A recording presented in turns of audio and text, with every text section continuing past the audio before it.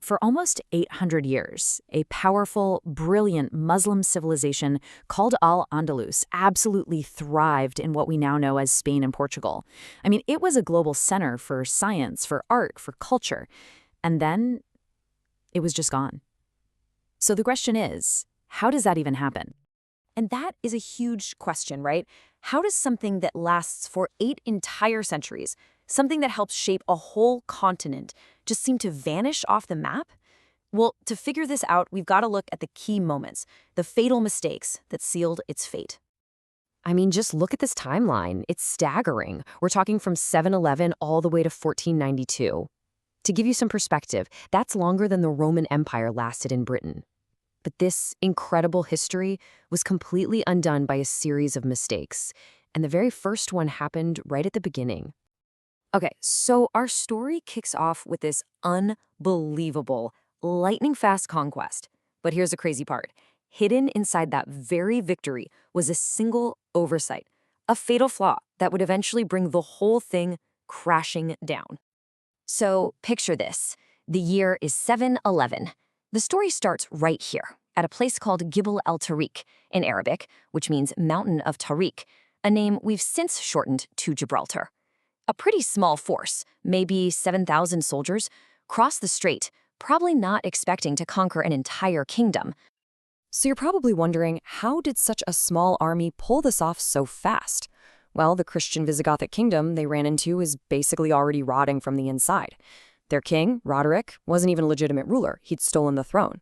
And the whole kingdom was just tearing itself apart with civil war. In fact, some of his own nobles actually invited the Muslim forces over to help get rid of him. And the results? Just an unbelievably rapid victory. In just a few years, the entire Visigothic kingdom was wiped off the map, and Al-Andalus was born. It really seemed like a completely unstoppable success story. But, and this is a huge but, in their rush to grab all the rich, powerful cities in the south, they kind of just overlooked this one little pocket of resistance way up in the rugged northern mountains. Seemed like no big deal at the time, but it would have catastrophic consequences. And that little pocket? It was called the Kingdom of Asturias, a tiny, independent Christian state founded by a nobleman named Don Pelayo. He and a few hundred followers basically just held out in the mountains, a place the conquerors thought was too difficult and unimportant to bother with. And this, right here, is the fatal mistake we've been talking about. See, from the Muslim perspective, Asturias was just a remote nuisance, a backwater not worth the resources to fully take over. But for the Christians, it was everything. It was the last ember of resistance, the little seed that would grow into the reconquista. Okay, so let's fast forward a bit. For centuries, Al-Andalus was so powerful that this tiny little kingdom in the north didn't really seem to matter. But that all changed when the empire started to rot from the inside, just like the kingdom it had replaced. The year you really need to remember is 1031. After 300 years of unified, powerful rule from the magnificent capital of Cordoba, the central government just shattered. Honestly, this was the beginning of the end. So what happened? Well, in its place, Al-Andalus just splintered. It broke apart into these things called Taifa states. Imagine if a huge country just suddenly broke up into 20 small competing nations. Instead of one unified empire, you now had all these petty kingdoms that were constantly at war with each other. And this is where things get completely wild. This division created this just absurdly self-destructive cycle. So a Muslim king would decide to attack his Muslim neighbor. But to win, he'd hire Christian soldiers from the north. And then he'd pay those Christian kingdoms in gold, making them richer and stronger. Strong enough that they'd eventually come back and conquer him. It was pure political suicide.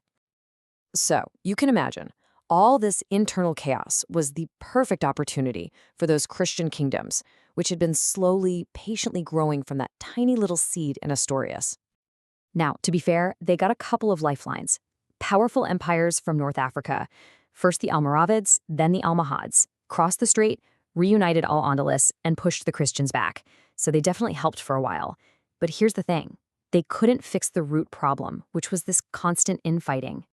And you can see the result right here. It was just this unstoppable tide. Look at this. In 900 AD, Muslims controlled almost the entire peninsula. By 1200, it's less than half. And by 1400, all that's left is this tiny little sliver in the south. And that brings us to the final tragic act of this whole story, the very last Muslim kingdom left standing, the Kingdom of Granada. And the timing? Oh, it was just terrible, horrible. Just as Granada was standing all alone, its Christian enemies, Castile and Aragon, finally unified into a single massive superpower under the famous Catholic monarchs, Ferdinand and Isabella. And they had one single goal: finish the Reconquista. So faced with this new unified superpower at their doorstep, what was Granada doing? You guessed it, the exact same thing the Taifas did centuries earlier, destroying itself from within. The whole royal family was at each other's throats. You had the father, the son, and the uncle, all fighting each other for the throne, while their kingdom was literally being surrounded. And Ferdinand, he was a master strategist. He was playing 4D chess here. He captures the son, Abu Abdullah, in battle, but instead of killing him, he lets him go. Why? So he could send him back to Granada to keep the civil war going against his own family, bleeding his own kingdom dry from the inside out. It was brilliant and absolutely brutal.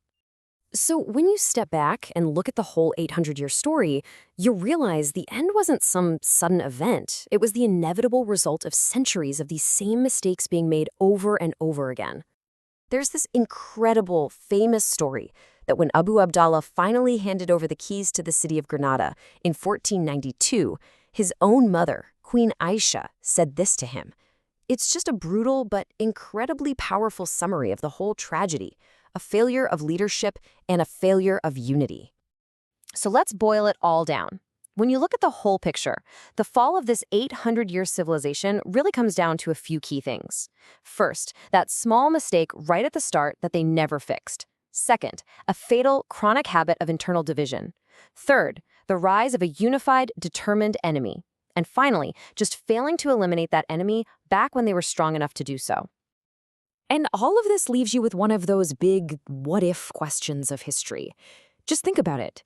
If those first conquerors had just marched north and stamped out that tiny little kingdom in Asturias, how different would the history of Europe, and maybe even the world, be today?